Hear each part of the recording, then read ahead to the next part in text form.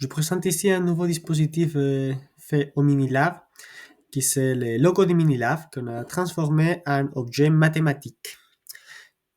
Pour des élèves de 5e et 4e, on a fait des exercices liés à leur attendu de fin d'année et ils puissent réaliser les exercices en manipulant l'objet et avec papier crayon comme des exercices.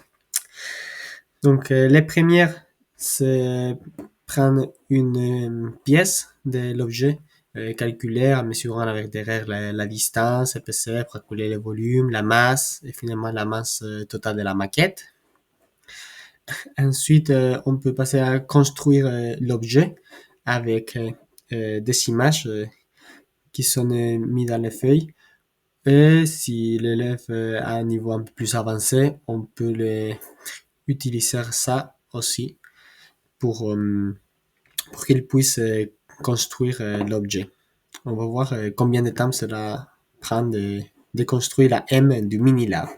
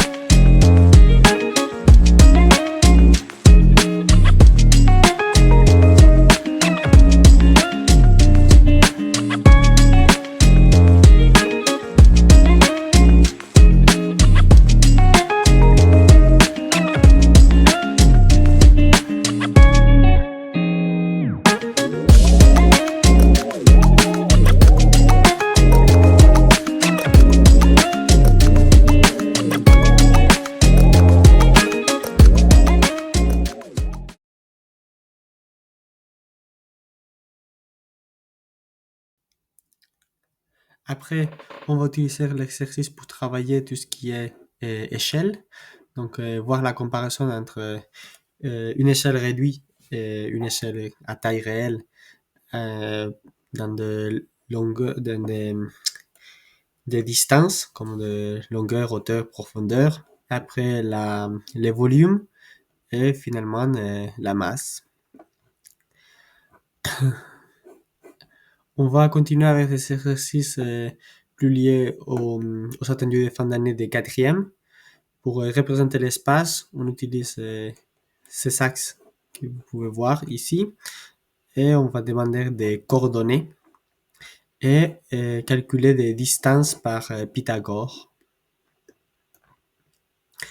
Et finalement, on arrive à la partie la plus intéressante de cet exercice, que c'est le calcul du centre de gravité, où on peut lier ce qui est expliqué en éducation physique avec les connaissances qu'on peut voir dans les cours de maths. Donc, on va commencer par les raisonnements les plus simples, que c'est la loi du Levier avec deux masses différentes qu'on peut prendre comme si toute la masse serait concentrée dans un point. On va passer à un cas pratique où on aura une masse qui serait par tous les corps sauf une jambe et l'autre masse qui serait une jambe. Donc, on lève une jambe de façon latérale et vous pouvez voir qu'on va tomber sur des centres de gravité, qu'il faut pencher les corps pour mettre les centres de gravité au-dessus de la surface du pied, donc la base. Après, on propose un exercice pour calculer où se trouve le centre de gravité et voir si cette personne est stable. Et à la fin, on peut jouer avec l'objet et mettre du poids pour déplacer le centre de gravité vers l'avant et recaler de l'autre côté.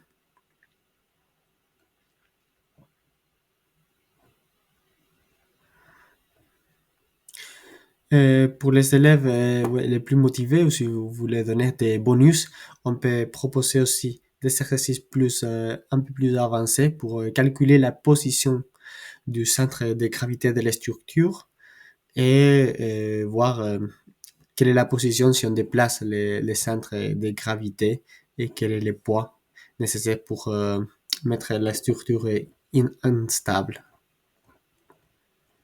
Ça, c'est une fiche terrain, mais c'est mieux si le élève la dessine elle-même. Ça, c'est comme appui.